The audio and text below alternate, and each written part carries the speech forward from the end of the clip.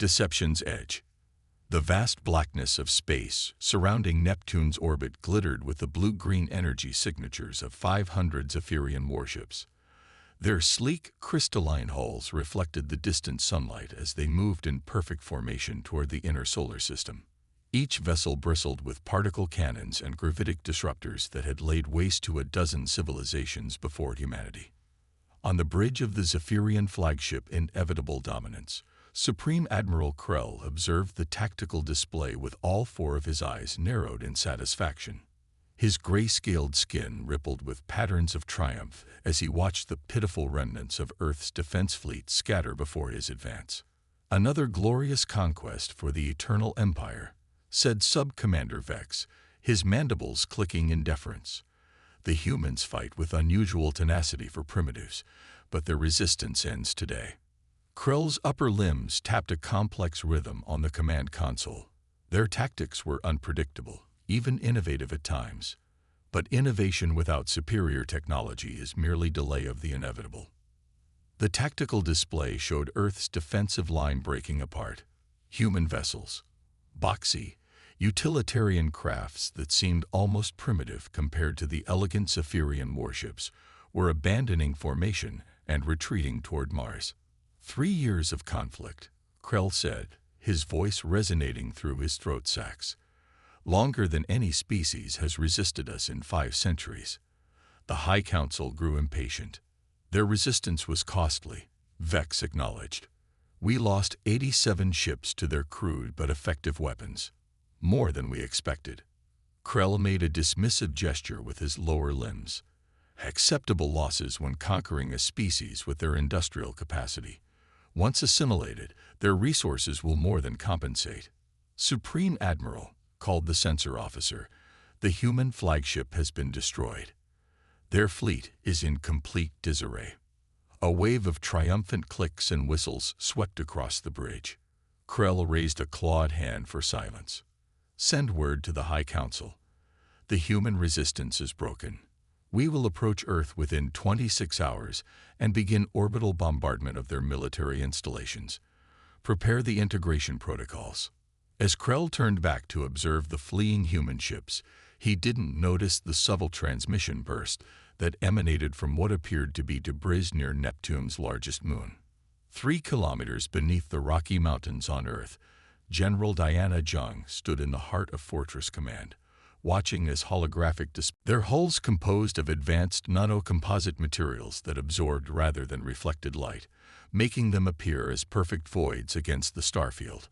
On the bridge of the lead dreadnought, Humanity's Vengeance, Captain Soren Nakamura watched as her crew prepared for dimensional transition. "All systems operational, Captain," reported Commander James Chen, her executive officer. "Dimensional anchors disengaging. We'll have full transition in 3 minutes." Nakamura nodded. For 3 years, they had trained in this pocket of altered reality, invisible to the rest of the universe. The Dreadnought crews had lived in isolation, knowing they were Earth's true last line of defense. "Send to all Phoenix vessels," Nakamura ordered. "Operation Phoenix is active. Primary targets are Zephyrian command vessels. Secondary targets are their heavy cruisers. Avoid unnecessary casualties, but make our point clear. The Zephyrians must understand what they've awakened." As the dimensional pocket collapsed, the 12 dreadnoughts emerged into normal space. Their massive hulls, designed with technology centuries beyond what Earth had allowed the galaxy to see, absorbed ambient light like cosmic predators. Weapon systems powered by zero-point energy matrices hummed to life. "Set course for Neptune," Nakamura commanded. "Maximum speed. The Zephyrians think they've won. Let's show them how wrong they are." The dreadnoughts accelerated to speeds that defied the physics Earth had permitted the Zephyrians to observe. They moved with purpose toward the unsuspecting Zephyrian fleet, ready to transform a celebration into a reckoning. The real war was about to begin. On the bridge of the Inevitable Dominance, Science Officer Thola monitored her instruments with growing concern. The celebration around her seemed distant as she focused on sensor readings that made no logical sense. "Supreme Admiral," she finally said, her voice cutting through the triumphant atmosphere. "I'm detecting unusual energy signatures at the edge of the system." Admiral Krell turned from his conversation with the fleet commanders. "What kind of signatures, Officer Thala?" "Unknown, sir." Thala adjusted her instruments. "They appeared suddenly, like ripples in space-time. Nothing in our database matches the pattern." Krell frowned. The Zephyrian Empire prided itself on having catalogued every known phenomenon in the explored galaxy. Natural anomalies, perhaps. Solar flares. Gravitational disturbances. "No, sir." Thala's four-fingered hands moved deftly across her console. "These are structured energy patterns. They appear and disappear at regular intervals, almost like pulses." Sub-Commander Vex approached, examining the readings. Could it be some human weapon? A last, desperate attempt. Thala hesitated. Human technology shouldn't be capable of this. According to all our intelligence, they lack the scientific understanding to manipulate space-time fields. "You sound uncertain, Officer," Krell noted. "Sir, there are inconsistencies in our intelligence about humans," Thala admitted. "Their technological development doesn't follow normal patterns we've observed in other species." "Explain," Krell ordered. "Humans went from primitive flight to landing on their moon in less than 70 years. They developed nuclear weapons after only a few decades of understanding atomic theory. Their advancement curve is unusually steep." Krell considered this. "You believe they've been hiding more advanced technology?" Before Thala could answer, the communications officer interrupted. "Supreme Admiral, we're detecting massive objects approaching at impossible velocities." The tactical display shifted, showing 12 massive vessels emerging from the darkness of space, moving at speeds no human ship had demonstrated before. "Magnify," Krell ordered, a sense of unease rippling through his scales. The display showed enormous angular ships, their surfaces seeming to devour light rather than reflect it. They bore no resemblance to any human vessel the Zephyrians had encountered. "What are those?" Vex whispered. As if in answer, a communication channel opened on all Zephyrian frequencies. A human voice, calm and resolute, filled the bridge of the inevitable dominance. "Attention, Zephyrian fleet. This is Captain Sora Nakamura of the Earth Defense Force Phoenix Division. For 3 years, you have witnessed only what we wanted you to see. Now you will understand why Earth stands alone among the stars. Prepare to receive our terms of surrender." Krell's scales flushed with rage. Terms of surrender. These humans dare. His words died as the first energy blast from the lead Dreadnought tore through 3 Zephyrian cruisers as if they were made of paper. The hunters had become the hunted, and the galaxy would never be the same. The revelation. The energy blast from Earth's lead Dreadnought tore through the Zephyrian formation, leaving only superheated particles where 3 advanced cruisers had been moments before. The perfect formation of the Zephyrian fleet dissolved into chaos as commanders struggled to comprehend the sudden appearance of these massive unknown vessels. On the bridge of the inevitable dominance, Supreme Admiral Krell gripped his command console with all 4 limbs, his scales shifting from confident blue to alarmed crimson. "All vessels, combat positions," he roared. "Target those ships and fire at will." The Zephyrian fleet responded with remarkable discipline despite their surprise. 500 warships reoriented themselves, bringing their formidable weapons arrays to bear. Space lit up with the blinding flash of particle beams and gravitic disruptors as the full might of the Zephyrian Empire fired upon the 12 human dreadnoughts, and accomplished almost nothing. The energy weapons splashed harmlessly against advanced shield technology that made the dreadnoughts appear to shimmer slightly before returning to their light-absorbing state. Missiles vanished in tiny dimensional pockets before they could impact. Even the fearsome gravitic disruptors, capable of tearing planets apart, seemed to be redirected around the human vessels. "Impossible," whispered Sub-Commander Vex. "No species possesses such defenses." Science Officer Thala worked frantically at her station. "Sir, these ships appear to be utilizing principles of physics we've never encountered. They're diverting our energy attacks into some form of dimensional displacement. Krell's mandibles clicked in frustration. Intensify bombardment. They cannot withstand the full power of 500 ships. The Zephyrian fleet concentrated its fire on the lead dreadnought, pouring enough destructive energy to vaporize a small moon into the human vessel. For a moment, the shields of the humanity's vengeance flickered under the assault. Then the dreadnought returned fire. Sleek weapon ports opened along its obsidian hull, revealing systems that emitted no visible energy but caused 30 Zephyrian ships to simply fall silent, their crystalline structures intact but suddenly devoid of power and life. "What happened to those ships?" demanded Krell. "Unknown, sir," Thela replied, her voice shaking. "All energy signatures, including life support, simply stopped. It's as if something extracted the very energy from their systems." The remaining 11 dreadnoughts spread out in perfect formation, each targeting a different section of the Zephyrian fleet. With horrifying precision, they began systematically neutralizing the most powerful Zephyrian vessels. "Sir," said the communications officer, "the human captain is hailing us again." Krell hesitated, then nodded grimly. "Put it through." The holographic display showed a human female in a sleek black uniform adorned with minimal insignia. Her face betrayed no emotion as she addressed the Zephyrian commander. "Admiral Krell, I ask again for your surrender. We have no desire for unnecessary casualties. Your ships targeted by our entropy fields are disabled but not destroyed. Their crews remain alive, though in stasis. We can reverse the effect if you agree to withdraw from Earth space immediately." Krell's pride warred with his tactical assessment. "Who are you? What are these vessels?" Our intelligence showed nothing of this capability. Captain Nakamura's expression remained impassive. "That was by design, Admiral.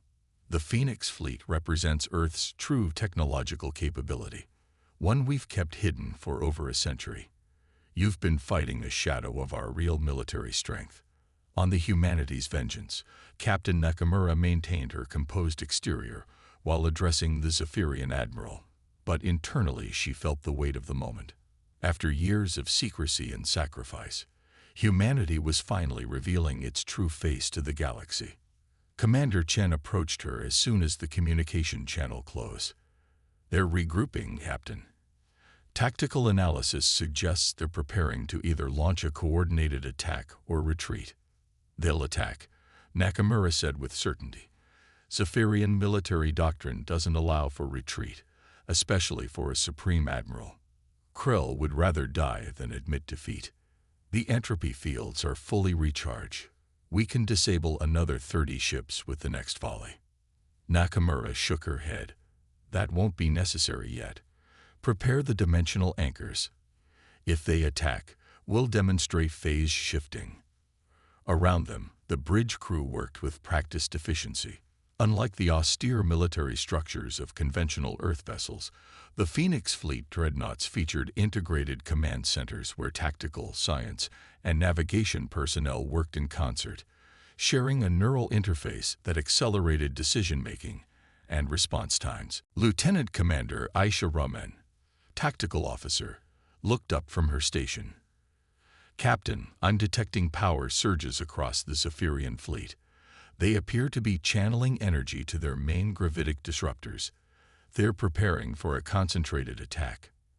"As expected," Nakamura replied. "All ships, initiate phase shift on my mark." 70 years earlier, in the aftermath of first contact with the Orion Collective, Earth had made a decision that would shape its destiny. The Orions had arrived with peaceful intentions, but brought warnings about the galaxy's dominant powers, particularly the expansionist Zephyrian Empire. In a hidden conference facility beneath Geneva, Earth's leaders had gathered to determine humanity's path forward. "The Orions have provided us with technological insights that would normally take us centuries to develop," explained Dr. Elijah Montgomery, head of the newly formed Xenotechnology Integration Division. "But they've also made it clear that the Zephyrians view emergent technological civilizations as threats to be conquered rather than equals to be welcomed." So we have a choice, said United Earth President Adama. Reveal our rapid advancement and face immediate Zephyrian aggression. Or we present a false front, completed General Torres. We show the galaxy what they expect to see, a young species just beginning to explore beyond our solar system, while secretly developing our true capabilities. And so Operation Phoenix was born. Earth established diplomatic relations with the non-expansionist powers while carefully limiting what technologies they revealed. When the inevitable Zephyrian probes arrived 50 years later, they found exactly what they expected, a promising but ultimately non-threatening civilization.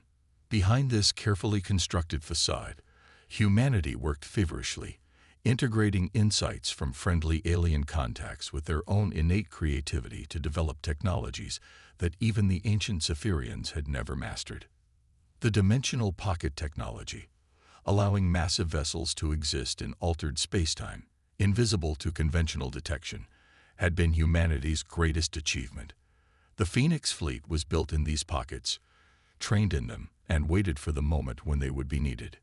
That moment had now arrived, as the Zephyrian fleet launched its desperate counterattack. 500 ships fired simultaneously, creating a web of destructive energy that no conventional defense could withstand. Admiral Krell watched with grim satisfaction as the blast engulfed the human dreadnoughts. Not so invulnerable after all, he said. But his triumph turned to disbelief as the energy dissipated to reveal nothing. The human ships had vanished. Where are they? Krell demanded. Scan all frequencies. Sir, Thala replied, her voice barely audible. They appear to have shifted out of normal spacetime. I'm detecting quantum distortions, but before she could finish, the dreadnoughts reappeared, not in their previous positions, but interspersed throughout the Zephyrian formation. The massive human vessels now sat within point-blank range of the Zephyrian flagship and its escort vessels. Impossible, Krell whispered. No species has mastered dimensional phasing on this scale. The voice of Captain Nakamura returned over the communication channel. Admiral Krell, that was your only warning. Our phase shift technology allows us to reposition instantly across three-dimensional space. Your weapons cannot harm us. Your ships cannot escape us. I ask you one final time. Surrender and withdraw. On the tactical display, Krell could see his once mighty fleet now completely at the mercy of the human dreadnoughts. The ships disabled by the first attack remained floating, lifeless. His remaining vessels were now hopelessly positioned, many of them unable to fire without hitting their own allies. What assurance do I have that you won't destroy my fleet once we power down our weapons? Krell demanded. You have my word as an officer of Earth, Nakamura replied. And you have the evidence of our restraint thus far. Had we wished to destroy you, we would have done so with our first volley. For the first time in 5 centuries of Zephyrian military expansion, a Supreme Admiral faced not just defeat, but humiliation. Yet Krell was, above all, a pragmatist. Communications, send to all vessels. Power down weapon systems and prepare for coordinated retreat, he ordered, his voice flat. Science Officer Thala, you will join me for direct negotiations with the humans. Thala's scales pulsed with surprise. Sir, your insights into human development patterns were correct, Krell said. The Empire will need to reassess everything we thought we knew about this species, and I suspect you are uniquely qualified to help us understand what we've encountered here today. As the Zephyrian weapons powered down, the Phoenix fleet maintained its position, a silent testament to humanity's hidden strength. On Earth, in Fortress Command, General Zhang received the update with quiet satisfaction. Phase 1 complete, she announced to her staff.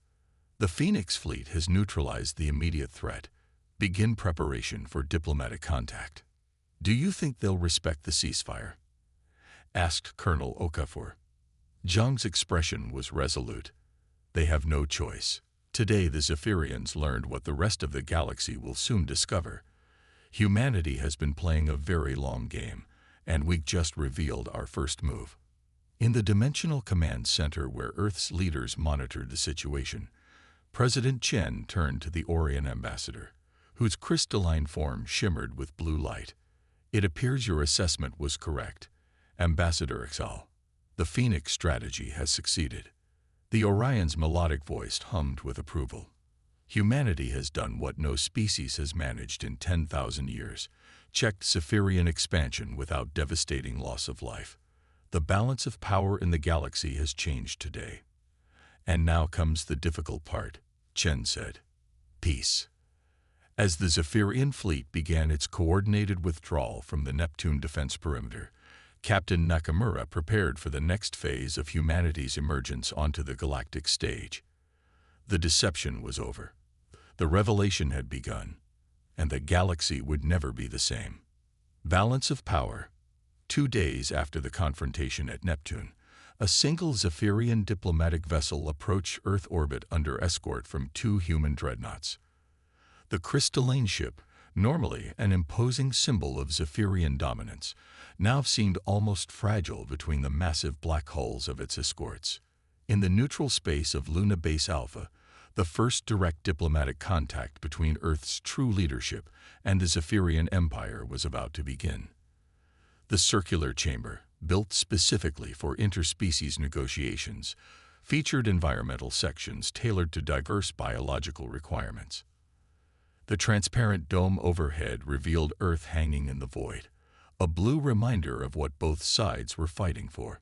General Diana Zhang entered with a small delegation, including military officers and scientific advisors. She wore the formal blue uniform of Earth Defense Command, her bearing calm and confident as she took her position at the negotiating table. The Zephyrian delegation arrived moments later. Supreme Admiral Krell led, his scales now a formal diplomatic purple, followed by Science Officer Thala and 2 military advisors. They moved with the natural grace of their species, but their body language betrayed tension and uncertainty, emotions rarely displayed by Zephyrian officials. "Admiral Krell," Zhang said with a formal nod. "Welcome to Luna Base Alpha. I am General Diana Zhang, Supreme Commander of Earth Defense Forces." Krell performed the complex upper limb gesture that signified diplomatic respect between equals, a concession that would have been unthinkable days earlier. "General Zhang, I speak with the authority of the High Council of the Zephyrian Empire," he replied. "I am instructed to negotiate terms following the unexpected demonstration of your military capabilities." Zhang gestured to the seats. "Please, let's dispense with standing formalities. We have much to discuss." As both delegations seated themselves, Zhang activated the holographic display at the center of the table. It showed the solar system, with the current positions of both human and Zephyrian forces clearly marked. "Let me be direct, Admiral," Zhang began.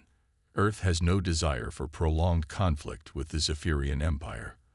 Our deception was defensive, not aggressive.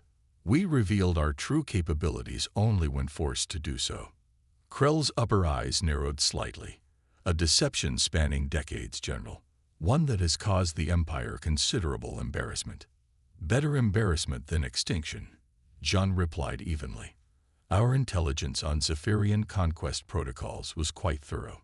Had we revealed our technology from the beginning, would your Empire have accepted Earth as an equal or targeted us for immediate subjugation as a potential threat?" The uncomfortable silence that followed was answer enough. Thala leaned forward, her scales shifting to a scholarly blue-green. "If I may, General, the technological capabilities your Phoenix fleet demonstrated exist beyond even theoretical models in Zephyrian science. Dimensional phasing, entropy fields, zero-point energy extraction. These achievements suggest development pathways completely different from any known species in the galaxy." Zhang nodded to Dr. Elijah Montgomery, now in his 90s, but still Earth's foremost expert on xenotechnology integration. The elderly scientist activated his own data display. "That is precisely the point, Science Officer Thala," Montgomery said.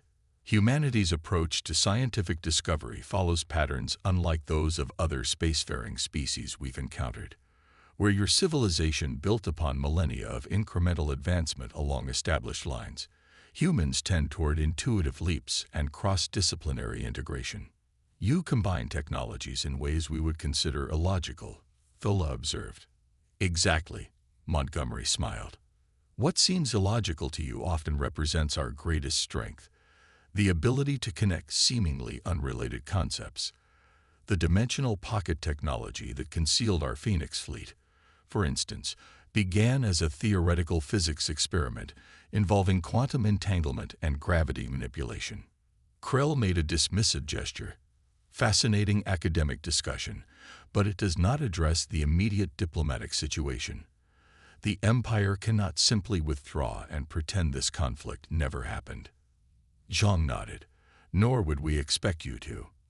What we propose instead is a fundamental reassessment of Earth's position in galactic affairs. Aboard the Humanity's Vengeance, which maintained position in high Earth orbit, Captain Nakamura monitored the diplomatic proceedings while simultaneously overseeing the continued deployment of the Phoenix fleet throughout the solar system. All 12 dreadnoughts have completed their patrol pattern assignments, reported Commander Chen. The Zephyrian withdrawal is proceeding as agreed, and their disabled vessels have been successfully reactivated following their fleet's retreat beyond the heliopause. Nakamura nodded, studying the tactical display. After 3 years of hiding in dimensional pockets, the Phoenix fleet was now openly establishing Earth's new defensive perimeter. The revelation of humanity's true technological capabilities had already sent shockwaves through galactic communication channels. We're receiving transmission requests from 17 non-human civilizations, said Communications Officer Park, including direct inquiries from the Orient Collective, the Arcturus Federation, and even the Proximan Conclave. The galaxy is recalculating the balance of power, Nakamura observed. Route all diplomatic inquiries to Fortress Command. Our job remains defense. Lieutenant Santos approached with a datapad. Captain, we're detecting unusual activity among the remaining Zephyrian observer vessels. They appear to be conducting intensive scans of our hull composition and energy signatures. Let them look, Nakamura said with a slight smile. What they're seeing is already 2 generations behind what we're developing. The Phoenix fleet was designed to be revealed eventually. Chen looked troubled. You don't think they'll attempt another attack once they've analyzed our capabilities? Not militarily, Nakamura replied. Admiral Krell is too pragmatic for that. But information warfare, economic pressure, attempting to turn other species against us, those are definite possibilities. Then why reveal ourselves at all? Why not simply destroy their fleet when we had the chance and maintain our secrecy? Nakamura turned to face her executive officer, her expression serious. Because humanity doesn't want to rule through fear, Commander. We want genuine peace, but peace through strength, not submission. The Phoenix strategy was never about military victory alone. It's about changing the fundamental dynamics of galactic politics. Back in the Luna Base Alpha Conference Chamber, the negotiations had progressed to specific terms. The demilitarized zone, extending 5 light-years beyond Sol system, will be monitored by joint patrols, Zhang stated, highlighting the region on the holographic display. Any military vessel entering this zone without prior notification will be considered hostile by both parties. Acceptable, Krell acknowledged, provided that Earth agrees to participate in the galactic commerce protocols previously offered, without the technology restrictions we had initially imposed. Zhang nodded. Earth will join the commerce protocols as a full member, with all rights and privileges thereof. However, we maintain our sovereign right to determine which of our technologies we share and with whom. Thula interjected, her scientific curiosity overcoming diplomatic restraint. Speaking of technology, General, the Orions, they assisted you, didn't they? Some of your advancements bear their influence. A moment of tension passed through the human delegation before Zhang replied carefully. The Orions provided certain theoretical foundations, yes, as did our limited exchanges with the Arcturans and Proximans. But the core innovations, particularly dimensional manipulation and entropy control. Those are purely human developments. Krell's scales rippled with realization. You've been building a coalition. All these smaller powers we dismissed as inconsequential. You've been sharing technologies with them. Sharing some technologies, Zhang corrected. And forming relationships based on mutual respect rather than domination. The galaxy need not be ruled by empires. Admiral, there are other models of interspecies cooperation. Models that conveniently position Earth at the center. Krell observed shrewdly. Zhang smiled. Not at the center, at the bridge. Humans have always excelled at making connections others missed. It's why our scientific development follows such unusual patterns. It's also why we believe we can help forge a more balanced galactic community. For several moments, Krell was silent, his scales shifting through patterns of deep thought. When he spoke again, his tone had changed. The High Council suspected something like this might be happening in the galactic periphery. Too many of the younger spacefaring races were becoming resistant to our diplomatic overtures. Now we understand why. He made a gesture of reluctant acknowledgement. Your species plays a longer game than we anticipated, General Zhang. We had to, she replied simply. When faced with a galaxy dominated by ancient empires, humanity's only advantages were secrecy and innovation. Now we have a third, proven strength. Krell signaled to his aides, who produced an ornate crystalline data module. The High Council has authorized me to offer full diplomatic recognition of Earth as a sovereign power of equal standing to the Zephyrian Empire, with all attendant privileges under galactic common law. Murmurs of surprise ran through both delegations. Such recognition was unprecedented in Zephyrian diplomatic history for a species they had previously attempted to conquer. In return, Krell continued, we request formal knowledge exchange protocols limited to specific technological domains, not your military innovations, but your dimensional mathematics and theoretical physics models. Zhang exchanged glances with her advisors before responding. We are amenable to limited knowledge exchange, provided it occurs under neutral observation and with reciprocal sharing of Zephyrian advancements in crystalline computing and biotechnology. The Empire finds these terms acceptable, Krell said, the words clearly difficult for a Supreme Admiral who had never before negotiated as an equal with a supposedly inferior power. As the formal treaty text was prepared by both delegations' legal experts, Zhang and Krell stepped away to a viewport overlooking the lunar landscape. Earth hung in the black sky, seemingly peaceful despite the military forces now arrayed in its defense. Your deception was masterful, General, Krell admitted quietly. 3 years of conflict, and we never suspected. It wasn't just deception, Admiral. It was survival. Humanity has a long history of smaller powers using asymmetric advantages against larger ones. Krell's scales shifted to a pattern Zhang had not seen before, something her xenobiologists would later identify as rueful amusement. The High Council will not forgive this humiliation easily, he warned. While I believe this treaty is in the Empire's best interests, others will advocate for more aggressive approaches once they better understand your technology. We anticipated that, John replied, which is why we've kept our most advanced developments in reserve. What you saw in the Neptune engagement was impressive, but it wasn't everything we can do. Krell's upper eyes widened slightly. You're still not revealing your full capabilities. Zhang smiled. Would you, in our position? No, Krell acknowledged. No, I would not. After a moment, he added, the Galactic Council convenes in 2 standard months. Earth will now be entitled to representation. That will be interesting. Change often is, Admiral, but it's also inevitable. 1 month later, Earth formally joined the Galactic Council as a recognized independent power. The diplomatic chamber on the ancient space station that had served as neutral ground for galactic diplomacy for millennia buzzed with anticipation as the human delegation took their seats. The Zephyrian representatives sat across from them, their posture formal but no longer domineering. Beside them, the representatives of the Proximan Conclave, the Arcturus Federation, and a dozen other minor powers exhibited a new confidence in their dealings with the formerly dominant empires. President Chen addressed the assembled representatives, her voice carrying clearly through the chamber's sophisticated translation systems. For too long, the narrative of galactic civilization has been written by a handful of ancient powers.